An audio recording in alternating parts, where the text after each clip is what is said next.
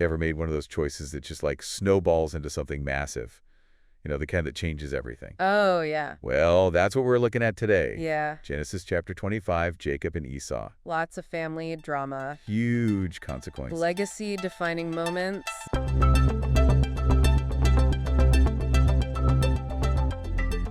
Welcome back to the Make Heaven Crowded podcast. We're going to unpack this whole chapter verse by verse. It's wild how much this chapter sets up. For the whole story of Israel. Inheritance, rivalry, God working behind the scenes. It's really fascinating. Okay, so we're after Abraham's death. Right.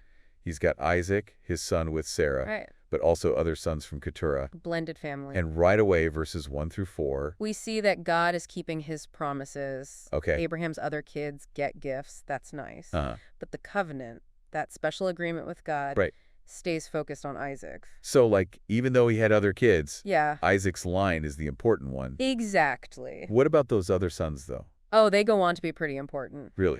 Like the Midianites. Oh, wow. Their names and lineages show up outside the Bible. No way. In ancient Middle Eastern records. It always amazes me how archaeology and the Bible line up. Yeah, it's pretty cool. So verse 5, Abraham gives everything he has to Isaac. Right.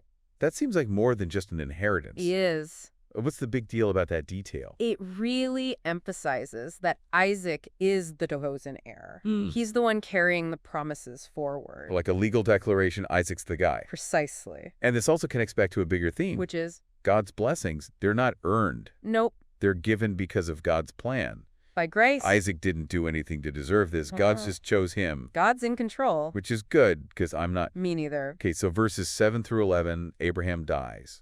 175 years old. Says he was full of years. What a way to go. And Isaac and Ishmael bury him together in the same cave as Sarah. A little family reconciliation. But then, in verse 11, after Abraham dies, yes? God blesses Isaac. Interesting timing, right? What's up with that? Shows us that God's blessing is tied to the covenant. Not Abraham being there physically. Okay. It's like a spiritual handoff. So it's like the promises to Abraham, now they're for Isaac. Exactly. Verses 12 through 18, we get a little tour. Yeah, a little bit about Ishmael. He had 12 sons, right? Yep. Leaders of different Arabian tribes. Like God promised. Like God's plan is so much bigger than just one family line. Right. That's amazing. And it shows that even though Ishmael wasn't part of the main covenant, God still blessed him. God has a plan for everyone. He does. Okay, now things get interesting. Buckle up. Verses 19 through 28, Jacob and Esau are born. It's not your typical birth announcement. What do you mean?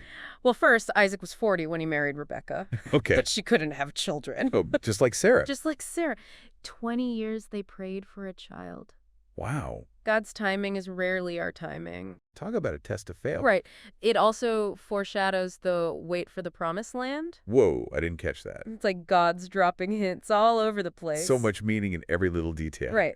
And then while Rebekah's pregnant with the twins, they're fighting inside her. Like what? Like wrestling. She asks God, what's going on? Woof, I'd be freaking out. And God tells her, these twins will be two nations, okay, but the older will serve the younger. Big foreshadowing, right? That changes everything. Totally flips the script. It's like God saying, watch this, I'm doing things different. Exactly. Okay, so they're born. Covered in red hair. Then Jacob, holding onto his brother's heel. Already causing trouble. Their descriptions give us clues about their personalities. Like Esau, hairy, sounds like an outdoorsman. Right. And Jacob, smooth-skinned. Maybe a little more ketting? Maybe so. Even their names. Esau means hairy. And Jacob means heel grabber. Like he's going to trick you.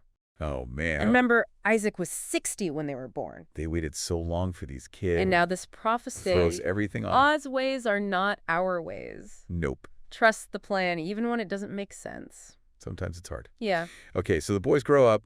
Very different personality. Esau's the hunter. Jacob stays home. And, of course, the parents have their favorites. Isaac loves Esau. But Rebekah favors Jacob. Oh, boy. Adding that in. Just throws fuel on the fire. Yikes. Parents' preferences against God's plan. This can't be good. This is where it gets really intense. Oh, no. The selling of the birthright.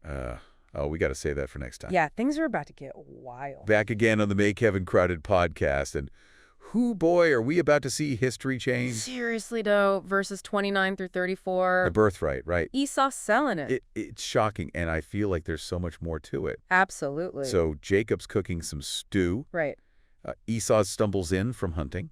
I bet I'm getting hungry just thinking about it. And that's where Esau's impulsiveness really shows. Yeah, he's so hungry he makes a bad choice. A choice he's going to regret. He trades his birthright for a bowl of stew. Can you believe it? I get being hangry, but come on. What was the big deal with this birthright? It wasn't just some land and sheep. It sounds like more. It was huge. Okay, tell me. It was about spiritual leadership. Okay. Continuing the family line, the line that leads to the Messiah. Whoa. It was a really big deal. So not just money and stuff, but the covenant too. Exactly. And Esau, in a moment of weakness, just throws it all away. For some food. It literally says he despised his birthright. That's rough. His priorities were way out of whack. Yeah, you got to wonder, was he just that hungry or was it deeper? Right. Like, did he even understand what to be giving up? That's a good question. People have been debating this for centuries. What do they say?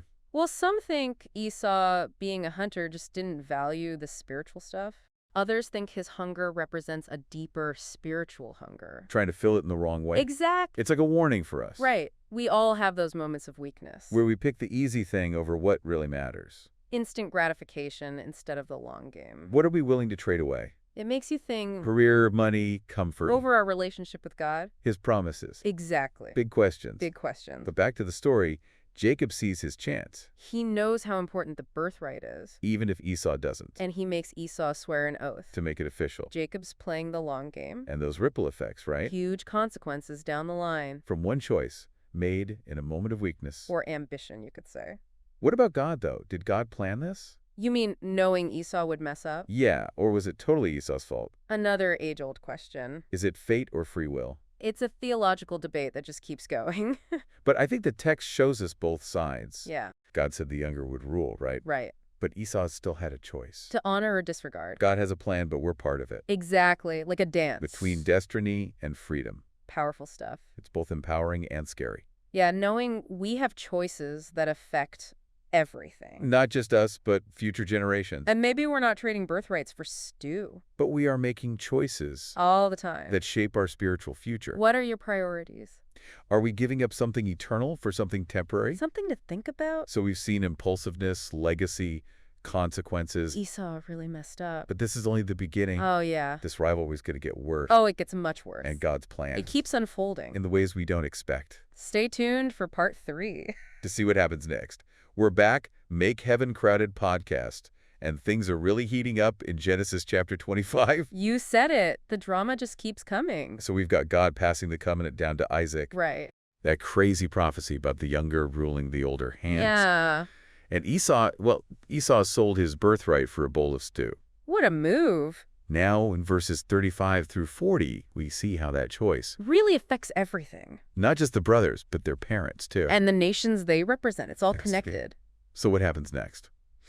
So years go by and Isaac gets old. Okay. He's going to bless his oldest son, Esau. Makes sense. He's supposed to inherit everything, right? Right. So he tells Esau to go hunt and make a nice meal.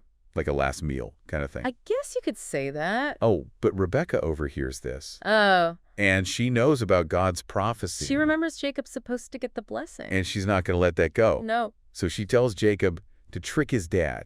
To pretend to be Esau. I mean, it worked for Jacob before, right? Yeah, but this is a whole other level. They even use animal skins to make Jacob feel hairy. Like This Esau. is intense. Biblical soap opera. Was Rebekah right to do What's that? a tough one, right? Was she helping God's plan happen or meddling? People have been debating this for centuries. What do they say? Some say she was just being a good mom. Doing what she had to do. Others say you shouldn't deceive, even for God.